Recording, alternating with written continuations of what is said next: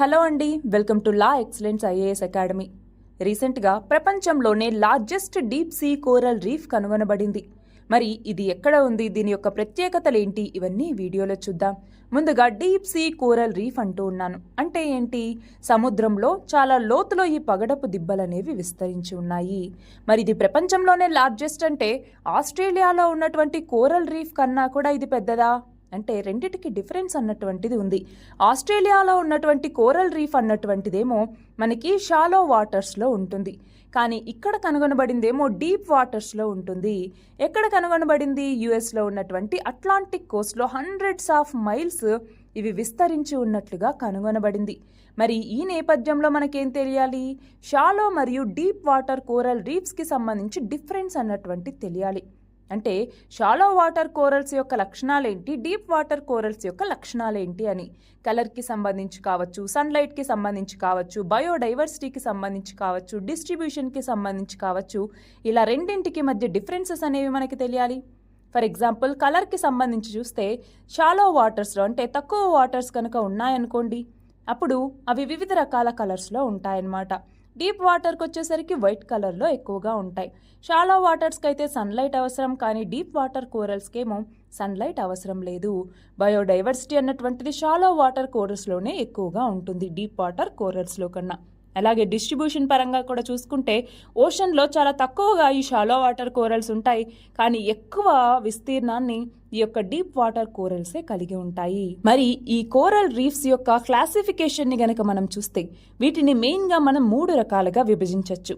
Fringing reef అని, barrier reef అని, అలాగే అటాల్ అనేసి. అంటే ఏంటి? ఒక అగ్నిపర్వతం బద్దలైన తర్వాత వివిధ రకాల రూపాల్లో మనకి ఇవి కనబడుతూ ఉంటాయి.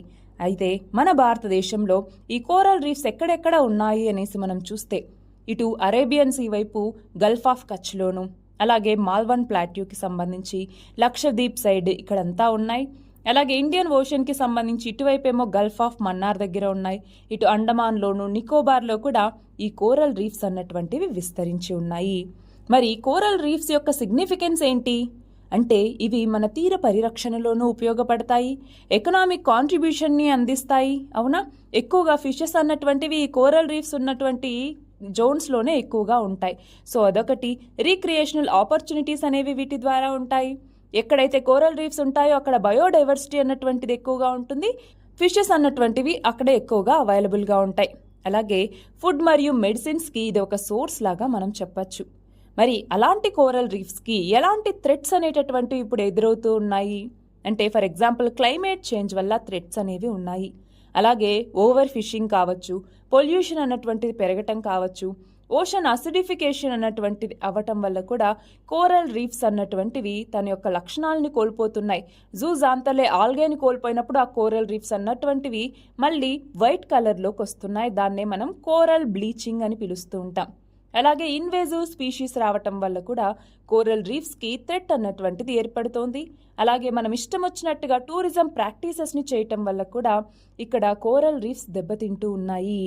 మరి దీనికోసం గవర్నమెంట్ కావచ్చు, ఇటు గ్లోబల్గాను ఇటు మన భారతదేశం ఎలాంటి ఇనిషియేటివ్స్ తీసుకొచ్చింది అంటే ఇటు గ్లోబల్గా చూసుకుంటే ఇంటర్నేషనల్ కోరల్ రీఫ్ ఇనిషియేటివ్ అన్నటువంటిది తీసుకొచ్చారు.